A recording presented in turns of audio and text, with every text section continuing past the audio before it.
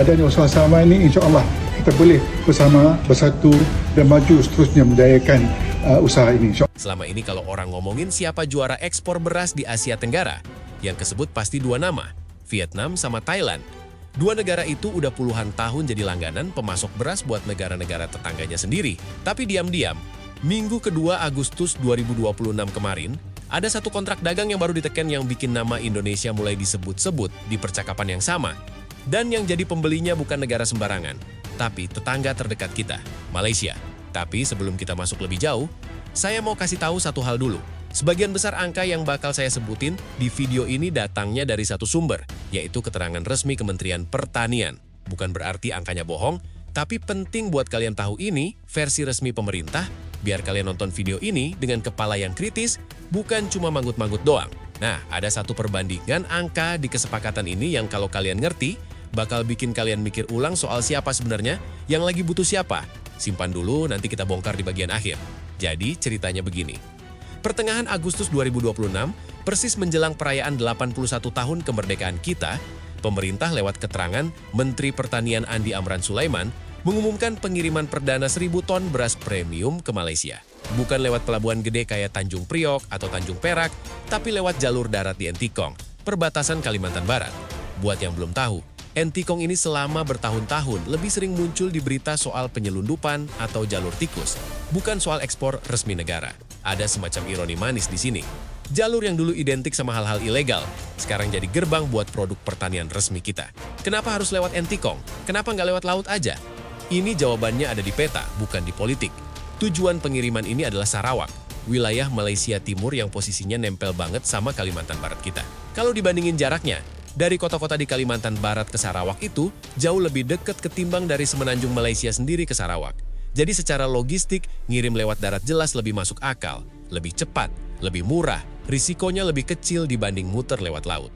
Sekarang soal angka kebutuhannya, dan ini salah satu bagian yang sumbernya tunggal dari pihak importir di Sarawak dan dikonfirmasi Kementan. Jadi anggap aja ini klaim yang dilaporkan, bukan angka yang diaudit lembaga independen. Menurut keterangan itu, Sarawak butuh sekitar 200.000 ton beras per tahun. Bandingkan sama kiriman pertama kita yang cuma 1.000 ton, itu artinya baru sekitar 0,5% dari kebutuhan tahunan mereka. Kalau angka itu akurat, jadi kalau ada yang nanya, ini udah gede, belum sih ekspornya? Jujur aja, belum. Ini baru tahap perkenalan produk, semacam sampel biar pasar Sarawak percaya sama kualitas beras kita sebelum order dalam jumlah besar. Dan kalau Sarawak aja diklaim butuh 200.000 ton, kebutuhan Malaysia secara keseluruhan disebut pemerintah kita di angka 1,5 sampai 1,7 juta ton per tahun. Itu skala yang jauh lebih gede dari kesepakatan ekspor, manapun yang pernah kita bikin ke satu negara belakangan ini. Tapi sekali lagi, ini angka versi pihak yang lagi bernegosiasi dagang sama kita. Jadi wajar kalau kesannya menggiurkan. Sekarang bagian yang paling banyak bikin ribut di media sosial soal harga. Menurut Kementerian Pertanian, harga yang disepakati kedua negara itu ada di angka 3,9 ringgit Malaysia per kilogram, atau kalau dikonversi ke rupiah sekitar 17.000 per kilo. Ini penting saya tegasin, karena sempat beredar kabar simpang siur, harganya cuma di kisaran 7.000 sampai 10.000 rupiah. Yang kalau itu benar, jelas rugi buat petani dan negara. Amran sendiri yang langsung mengklarifikasi soal ini di depan media. Harga finalnya 17.000 bukan angka-angka miring yang sempat viral itu. Tapi karena klarifikasi ini juga datang dari mulut yang sama dengan yang bikin kesepakatan, saya nggak nemu dokumen kontrak resminya yang dipublikasikan ke publik atau konfirmasi terpisah dari sisi pemerintah Malaysia soal angka harga ini. Jadi anggap ini klaim resmi yang belum ada pembanding independen, bukan berarti nggak benar, tapi belum terverifikasi dari pihak ketiga di luar dua negara yang lagi bertransaksi. Kalau nanti volume ekspornya beneran naik sampai target 200.000 ton per tahun, nilai transaksinya diperkirakan tembus 3,39 triliun rupiah. Proyeksi ini juga hitungan pemerintah, bukan angka yang udah kejadian. Nah, disinilah bagian yang menurut saya paling menarik untuk dibedah. Dan ini bagian yang datanya justru lebih kuat karena berasal dari lembaga statistik independen, bukan cuma klaim menteri. Selama puluhan tahun narasi yang kita dengar soal Indonesia itu, negara berkembang yang kekurangan pangan, harus impor beras tiap tahun, tapi sekarang faktanya kebalik total. Kita justru lagi kelebihan stok. Menurut data yang dilaporkan, Kementan dan dikutip berbagai media, cadangan beras yang dipegang Bulog per pertengahan Agustus 2026 ada di angka 5,2 juta ton. dan disebut sebagai rekor tertinggi sepanjang sejarah Republik ini berdiri. Klaim rekor sepanjang sejarah ini sendiri, saya belum temukan angka pembanding resmi dari arsip Bulog jangka panjang. Jadi anggap ini klaim yang masuk akal, tapi belum saya audit satu-satu ke data historisnya, yang lebih solid dasarnya. Proyeksi produksi 2026 lebih tinggi dari 2025 berdasarkan estimasi Badan Pusat Statistik. Dan realisasi produksi 2025 sendiri memang tercatat oleh BPS naik sekitar 13% dari tahun sebelumnya. Jadi ini bukan cuma klaim sepihak. Jadi paradoksnya begini, negara yang dulu terkenal rutin impor beras dari Vietnam dan Thailand, sekarang justru pusing mikirin gimana caranya ngurangin stok yang kebanyakan. Dan datanya cukup kuat untuk mendukung itu. Meskipun detail teknis soal rekor sepanjang sejarah tetap perlu dianggap sebagai klaim resmi, bukan fakta yang udah diverifikasi silang. Ini bukan pertama kalinya kita coba jual keluar surplus. April 2026, menurut keterangan resmi Kementan, kita ekspor perdana beras premium ke Arab Saudi, sekitar 2.280 ton, senilai 38 miliar rupiah. Buat memenuhi kebutuhan jemaah haji Indonesia di sana yang jumlahnya sekitar 215.000 orang per musim. Selain itu, ada juga penyaluran bantuan kemanusiaan 10.000 ton beras ke Palestina atas arahan langsung Presiden. Jadi rute ekspor beras kita sekarang bukan cuma satu arah, tapi udah mulai bercabang ke beberapa negara. Dan Malaysia ini termasuk yang paling strategis karena volumenya paling gede dan jaraknya paling dekat. Setidaknya menurut versi yang disampaikan pemerintah. Kalian mungkin nanya, kok bisa produksi kita sampai segitu melimpahnya? Jawabannya, sekali lagi, sebagian besar ada di data BPS yang cenderung lebih bisa dipercaya karena lembaga statistik ini independen dari Kementerian Pertanian. Produksi beras nasional tahun 2025 tercatat naik sekitar 13% dibanding tahun sebelumnya.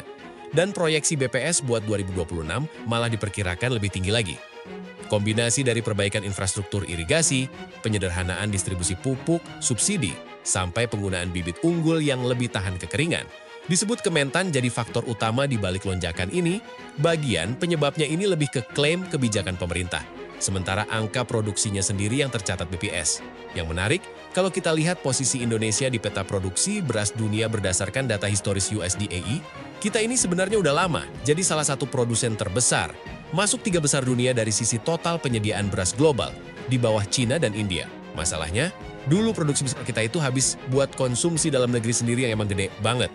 Karena penduduk kita ratusan juta dan nasi itu makanan pokok. Jadi meskipun produksi kita udah termasuk raksasa dunia, kita tetap jadi negara net importir selama bertahun-tahun karena kebutuhan domestiknya juga gede.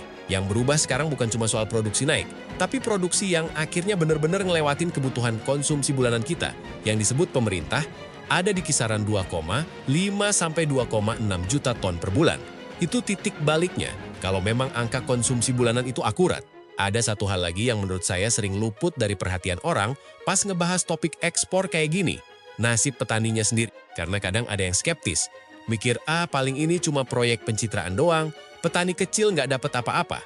Tapi ini salah satu bagian yang datanya paling solid di antara semua klaim di video ini, karena sumbernya BPS langsung. Bulan Juli 2026, nilai tukar petani nasional, indikator yang ngukur daya beli petani dibanding pengeluaran mereka buat produksi dan kebutuhan sehari-hari, tercatat di angka 127,84 menurut berita resmi statistik BPS. Ini angka tertinggi dalam 34 tahun terakhir. Bahkan disebut tertinggi sejak Republik ini merdeka. Logikanya simpel sebenarnya.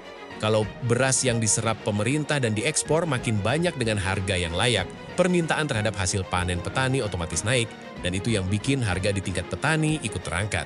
Bandingkan sama kondisi bertahun-tahun lalu, di mana seringkali pas musim panen raya, harga gabah malah anjlok karena kebanyakan pasokan sementara serapannya lambat. Kalau sekarang ada jalur ekspor tambahan kayak ke Malaysia ini, itu artinya ada tempat buangan baru buat surplus produksi. Dan itu yang bikin harga di level petani nggak gampang jatuh pas panen raya tiba. Tapi tetap perlu dicatat, kenaikan NTP ini faktornya banyak. Bukan cuma gara-gara satu kesepakatan ekspor ke Malaysia yang baru jalan minggu ini. Jangan sampai kita salah kaprah nganggep satu kesepakatan kecil ini jadi penyebab tunggal kesejahteraan petani naik. Dari sisi teknis kerjasamanya, penandatanganan kesepakatan ini dilakukan langsung antara Direktur Utama Perum Bulog dengan pihak perusahaan importir beras yang beroperasi di Sarawak. Sementara koordinasi di level menteri juga udah jalan antara Menteri Pertanian Indonesia dengan Menteri Pertanian dan Keterjaminan Makanan Malaysia. Dari pihak Malaysia sendiri responsnya, menurut penyampaian Amran, bukan pernyataan langsung dari pihak Malaysia yang saya temukan terpisah, disebut positif. Bahkan mereka terbuka buat mempercepat proses dan memperbesar volume pengiriman berikutnya. Asal kualitas beras kita tetap konsisten dan harga yang disepakati nggak berubah-ubah. Ini penting karena dalam dunia perdagangan internasional, kepercayaan itu nggak dibangun dalam sekali kirim. Kalau kiriman 1.000 ton pertama ini kualitasnya oke dan pengirimannya lancar tanpa masalah, itu jadi modal buat nego volume yang lebih besar di putaran berikutnya. Sebaliknya, kalau ada masalah di kualitas atau keterlambatan pengiriman, bisa aja Malaysia balik lagi cari pemasok dari negara lain kayak Vietnam atau Thailand yang emang udah punya rekam jejak lebih lama di pasar ekspor beras dunia. Sekarang, balik lagi ke perbandingan yang saya suruh simpan tadi di awal. Kalau angka-angka yang disampaikan pemerintah itu akurat, kita baru ngirim 1.000 ton, berbanding 200.000 ton yang sebenarnya dibutuhkan cuma buat Sarawak doang. Kalau dilihat sekilas, kelihatannya kecil banget, cuma 0,5%. Tapi coba kita balik cara mikirnya. Ini bukan soal berapa banyak yang udah kita kirim, tapi soal siapa sekarang yang posisinya butuh siapa. Selama puluhan tahun, narasi yang berkembang itu, Indonesia harus belajar dari negara-negara tetangga soal pengelolaan pertanian, termasuk dari Vietnam dan Thailand yang saya sebut di awal tadi. Tapi hari ini, situasinya justru mulai bergeser. Malaysia yang perlu mengamankan sebagian pasokan pangannya dari kita. Dan kita, setidaknya menurut versi yang disampaikan pemerintah yang punya posisi tawar soal harga, volume pengiriman, sampai jadwal kapan barangnya berangkat. Bukan berarti ini soal siapa, lebih hebat dari siapa ya? Karena toh kedua negara ini serumpun, punya sejarah dan budaya yang deket banget. Orang Sarawak dan orang Kalimantan Barat itu lebih mirip tetangga sekampung ketimbang dua bangsa yang berbeda. Tapi dari sisi ekonomi murni, kesepakatan ini, kalau berjalan sesuai rencana, bisa jadi bukti konkret bahwa strategi swasembada pangan yang digembar-gemborkan pemerintah beberapa tahun terakhir mulai kelihatan hasilnya dalam bentuk angka nyata di lapangan. Bukan cuma slogan di pidato-pidato seremonial. Menurut saya pribadi, justru yang harus terus diawasi ke depan itu bukan soal apakah ekspor ini jadi diperbesar atau enggak, tapi soal dua hal, konsistensi pengiriman dan transparansi datanya. Karena kondisi cuaca itu nggak selalu bersahabat. Ada faktor El Nino yang berpotensi bikin musim tanam terganggu. Dan kalau itu terjadi bersamaan dengan komitmen ekspor yang udah jalan, pemerintah bakal dihadapkan sama pilihan yang nggak enak. Tetap penuhi kontrak ekspor ke Malaysia, atau prioritaskan stok dalam negeri, supaya harga beras di pasar lokal nggak ikut naik. Dan karena hampir semua angka soal harga stok sama kebutuhan Malaysia itu datangnya dari satu pintu keterangan pemerintah, bakal lebih sehat kalau ke depan ada laporan independen, misalnya dari BPS atau lembaga audit, yang bisa mengonfirmasi ulang angka-angka ini secara berkala, bukan cuma dari keterangan pers satu pihak. Nah, buat kalian yang penasaran, gimana kalau nanti produksi beras kita tiba-tiba turun gara-gara cuaca ekstrem di tengah komitmen ekspor yang udah jalan ke banyak negara sekaligus? Itu topik yang bakal saya kupas tuntas di video berikutnya. Kalau menurut kalian, kita seharusnya lebih percaya sama klaim resmi kayak gini, atau justru harus lebih skeptis sampai ada data independen yang mengonfirmasi? Tulis pendapat kalian di kolom komentar. Saya bakal baca satu-satu, dan komentar yang paling menarik mungkin saya jadiin bahan pembahasan di video selanjutnya.